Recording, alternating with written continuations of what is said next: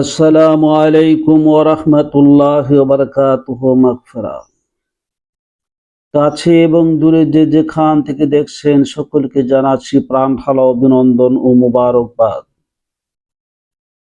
ও হে তরিকার ভাই ও বোনেরা, যে যেখান থেকে দেখছেন সকলকে জানাচ্ছি প্রাণ ঢালা অভিনন্দন মোবারকবাদ।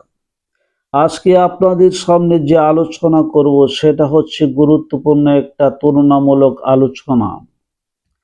আমরা এমন এক জগতের মধ্যে বসবাস করছি যে জগতে মানুষ মানুষের প্রতি মায়া মমতা ভালোবাসা বা মানবতা প্রদর্শন করছে না, বরংশ মানুষের প্রতি জোর জুলুম অত্যাচার, মানুষকে হয়রানি করা, মানুষের উপরে যে শোষণ নিপীড়ন করা এবং মানুষের গীবত বদনাম করা, এক কথায় মানুষকে সকল প্রকার ক্ষতি করার জন্য যে প্রচেষ্টা সেটা মানুষ করেই চলছে।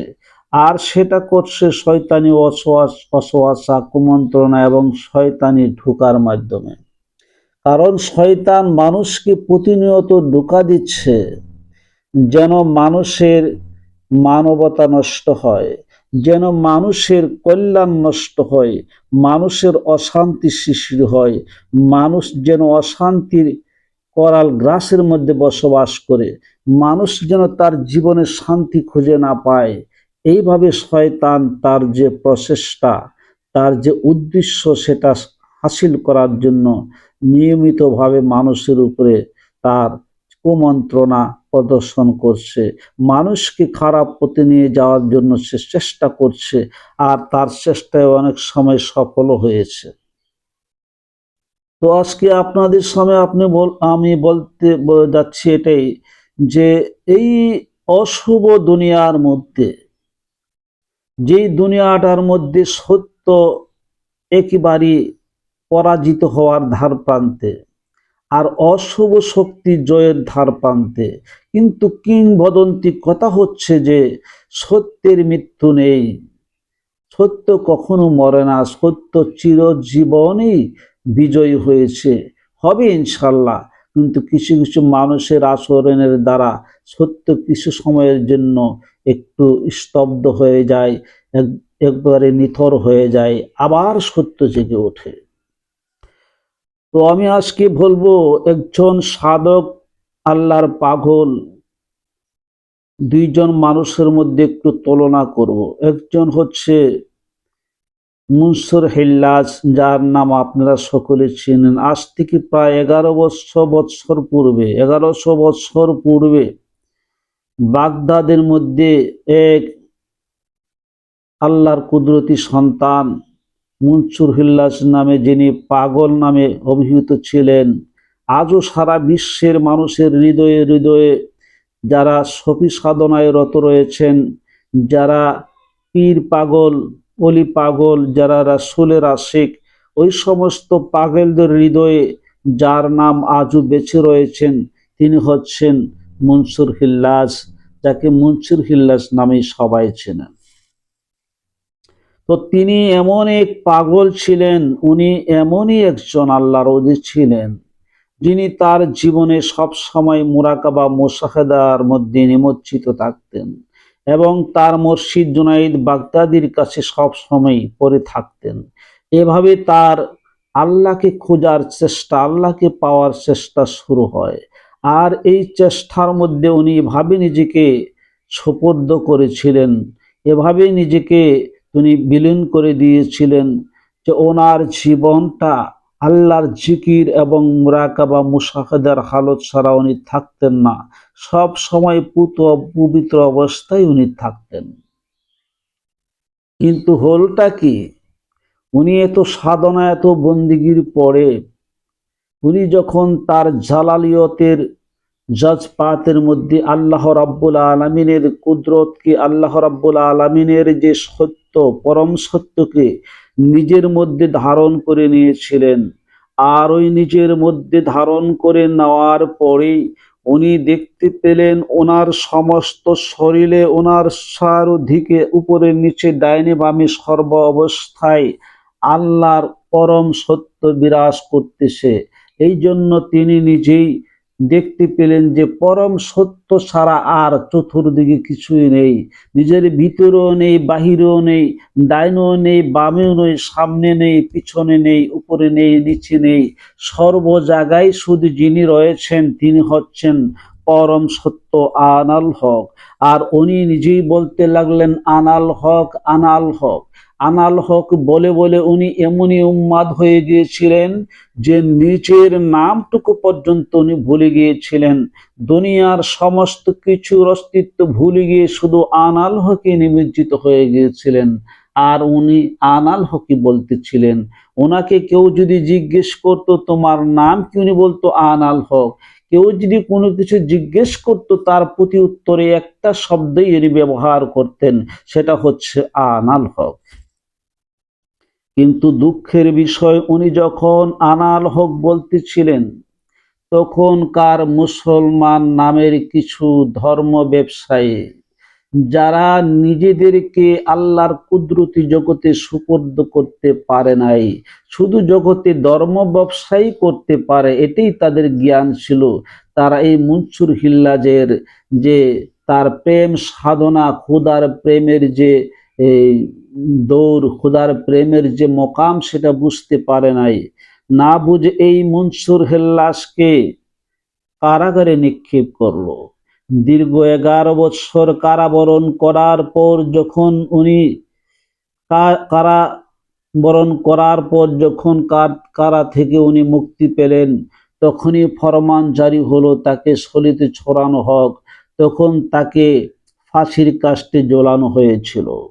দুঃখের বিষয়, ফাঁসির কাস্টে যখন তাকে ঝোলানো হয়েছিল, ঝোলানোর পরে ওনার মৃত লাশটিকেও এই শব্দ বের হচ্ছিল আনাল হক, আনাল হক।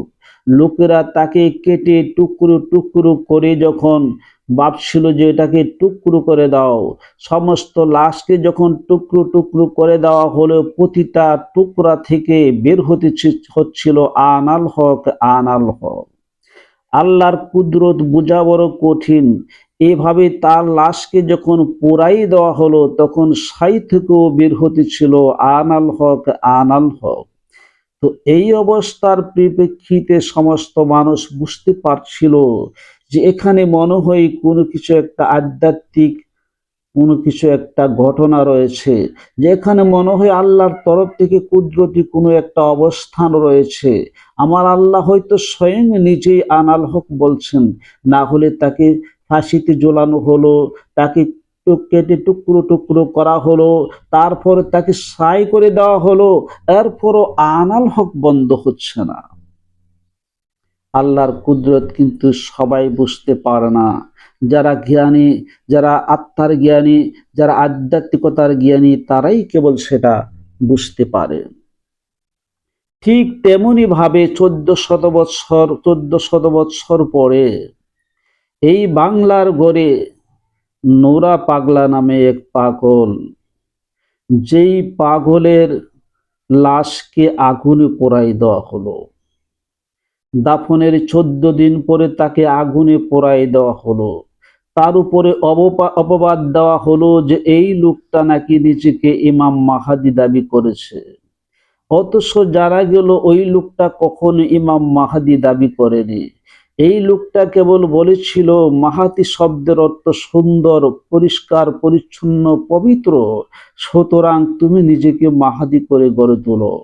অর্থাৎ তুমি যখন তোমার আত্মার অপবিত্রতাকে দূর করতে পারবে, নিজের মধ্যে পবিত্রতা আনয়ন করতে পারবে, তোমার মধ্যে যখন ঐশী সত্তার প্রেম জাগৃত করতে পারবে, তোমার মধ্যে যখন খান্নাসরূপী শয়তানকে দূরীভূত করে দিয়ে এখানে পবিত্র সত্তার ঐশী গুণে গুণান্বিত হতে পারবে বা ঐশী সত্তার প্রেম জাগৃত করতে পারবে, তখন তুমি নিজেই মাহাদিতে পরিণত হবে।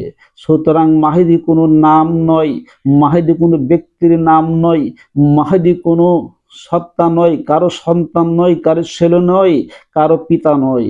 মাহাদি হচ্ছে এমন একটা গুণের নাম, যেই গুণটা যে কেউ অর্জন করতে পারে, আর সেটা যদি অর্জন করে খোদার প্রেমে নিজেকে বিসর্জন করতে পারে, তাহার মধ্যে মাহাদিয়ত বা পবিত্রতা বা সৌন্দর্যতা সে গড়ে ওঠে, তখন সে নিজেই মাহাদিয়তে পূর্ণ হয়ে যায়।